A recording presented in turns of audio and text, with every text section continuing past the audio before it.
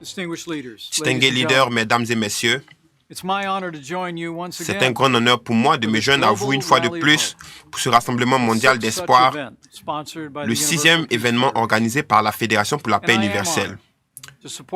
Et je suis vraiment honoré de soutenir la mission vitale de la FPU et de me joindre à vous pour la grande cause de la construction d'un monde plus pacifique et plus prospère. La Bible nous dit que le fruit de la justice est semé dans la paix par ceux qui recherchent la paix. Aujourd'hui, en tant que dirigeants du monde entier qui chérissent les valeurs de la foi, de la famille, de la démocratie et de la justice en vertu de la loi, je vous félicite de vous être réunis à cet événement pour continuer à semer les graines de la paix en croyant qu'avec le temps, nous récolterons une moisson de paix qui profitera au peuple coréen, aux États-Unis et à toute l'humanité. Je tiens à remercier Dr. Moon d'avoir organisé cet événement important et de poursuivre fidèlement le travail important qu'elle a entrepris avec son défunt mari. Merci Dr. Moon pour votre dévotion à la construction d'un monde plus pacifique et plus prospère. Aujourd'hui, grâce au lancement du Think Tank 2022, rassemblant la sagesse collective des dirigeants de gouvernements, d'entreprises, de religions et de la société civile, je crois que le rêve de coopération pacifique et d'unité en Corée sera plus proche que jamais de la réalité. Nous nous réunissons à un moment de renouveau et de promesses. Au cours de l'année écoulée, l'humanité s'est vue rappeler à quel point nos vies peuvent rapidement être bouleversées de manière inattendue. Au cours de l'année écoulée, la pandémie de coronavirus a infligé des souffrances et des difficultés à travers le monde. Chaque nation sur Terre a été mise à l'épreuve.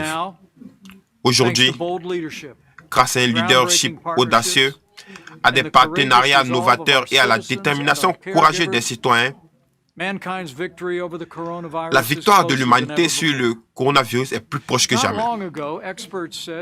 Il n'y a pas si longtemps, d'éminents experts disaient qu'il faudrait des années pour mettre un vaccin au point. Aujourd'hui, plus d'1 milliard de doses de vaccins ont été administrées dans le monde entier, ce qui nous rapproche chaque jour de la mise du coronavirus dans le passé. Ce que nous avons appris en cette période difficile, c'est que rien n'est impossible lorsque les nations travaillent ensemble pour atteindre le bien commun. Et alors que nous entreprenons le travail urgent de guérir nos nations et de restaurer les emplois perdus, nous devons nous rappeler que notre tâche n'est pas simplement de reconstruire le monde du passé, mais de forger un avenir meilleur pour tous nos citoyens. Au cours de mes 4 années en tant que vice-président des États-Unis, l'Amérique et la République de Corée ont approuvé tout ce que peuvent accomplir des nations qui partagent un engagement commun en faveur de la démocratie, de la libre entreprise, de la liberté d'expression, des valeurs familiales fortes, de la dignité humaine et de la liberté religieuse, du droit à la vie et de l'égalité devant la loi. Ensemble, nous avons amélioré notre alliance historique, améliorer nos relations commerciales et réaffirmer l'engagement des États-Unis à soutenir la République de Corée, le Japon et nos alliés dans la région. Notre engagement envers notre défense commune demeure incassable. Nous nous opposerons fermement à nos adversaires communs, même si nous travaillons de bonne foi pour les transformer en amis. Ce faisant, je crois que nous jetons les bases de l'unification pacifique de la Corée au cours de notre vie.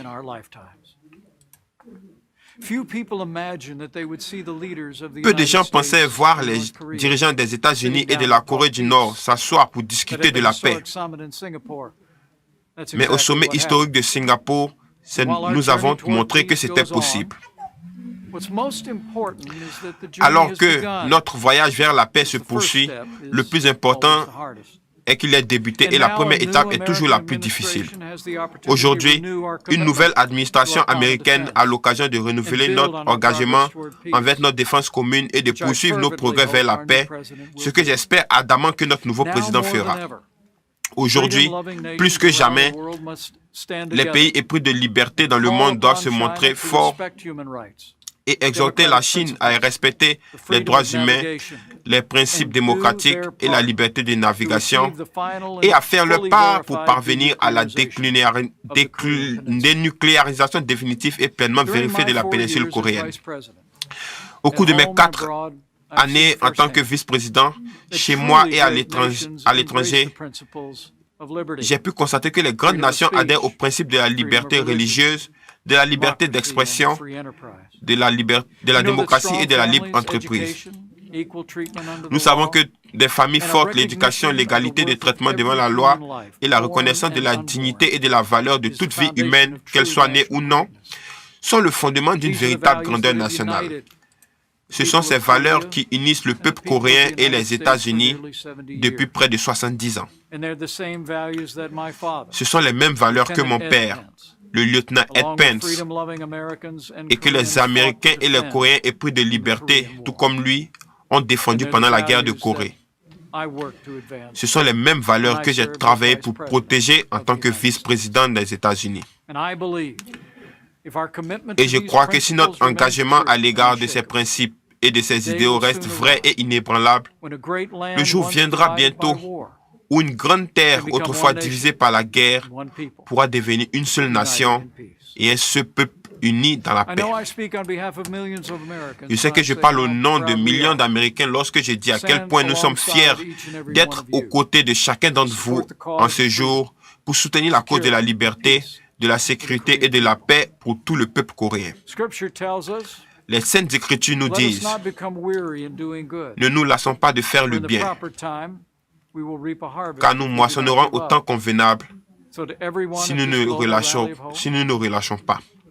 À tous ceux qui participent à ce rassemblement mondial d'espoir, je vous exhorte à continuer à travailler, à poursuivre vos efforts et à ne jamais abandonner, car vos efforts en faveur de la paix pour le peuple coréen, l'Asie-Pacifique et le monde ne seront pas vains. Je vous remercie de l'honneur qui m'est fait de m'adresser à vous aujourd'hui et que Dieu vous bénisse tous.